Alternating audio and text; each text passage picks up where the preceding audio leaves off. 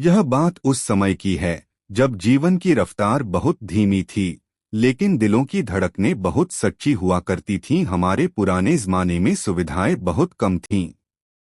कहीं आने जाने में घंटों नहीं बल्कि कई कई दिन लग जाते थे। न पक्की सड़कें थीं, न गाड़ियां, न फोन, न बिजली।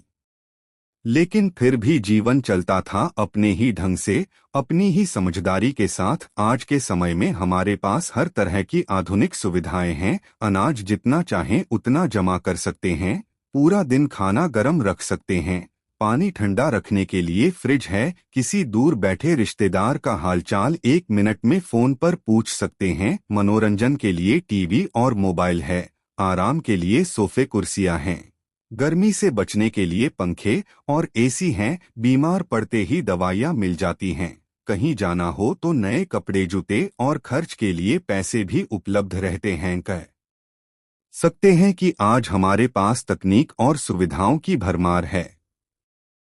लेकिन पुराने जमाने में आधुनिक तकनीक नहीं थी, फिर भी लोगों के पास देसी समझ और अनुभव की पूंजी थी। वे हर काम को अपने तरीके से प्रकृति के साथ मिलकर करते थे। सुबह सुबह घर में खाना बनता और लोग खेतों में काम करने निकल जाते। दोपहर तक खाना गर्म रहे, इसके लिए रोटी को कपड़े में लपेट दिया जाता और सब्जी को मिट्टी के बर्तन में रखकर जमीन में गड्ढा खोदकर दबा दिया जाता। ऊपर से मिट्टी ढक दी जाती और उस जगह पर धीमी आग जला दी जाती। जब दोपहर को खाना निकाला जाता तो रोटी और सब्जी आज की तरह ही गर्म मिलती, बिना किसी गैस या थर्मस के। खाना खाते समय हरी मिर्च की ताज़ी चटनी बनती।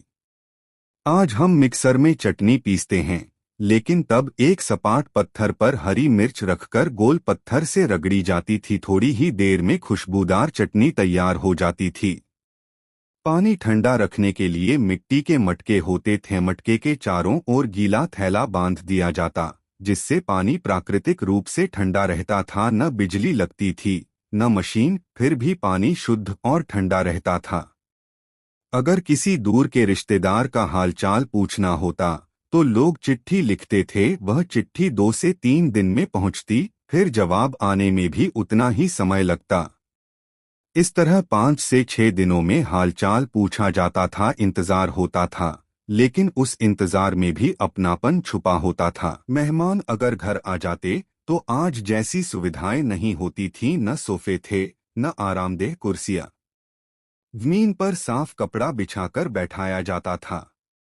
स्वागत चाय या ठंडे पेय से नहीं बल्कि गाय के ताजे दूध से किया जाता था। प्यार और सम्मान के साथ मनोरंजन भी बिल्कुल अलग होता था। दिन भर मेहनत के बाद रात को लोग खुले आसमान के नीचे बैठते, खाना खाकर कहानियां सुनते, हंसी मजाक करते। कभी कभी गांव में खेल या कुश्ती का आयोजन होता। आसपास के गांवों से पहलवान आते और पूरा गांव मिलकर आनंद लेता। वाकई पुराने जमाने में सुविधाएं कम थीं, लेकिन जीवन में संतोष, अपनापन और सच्चा आनंद बहुत ज्यादा था। आज सब कुछ होते हुए भी शायद वही सादगी और अपनापन हमें सबसे ज्यादा याद आता है।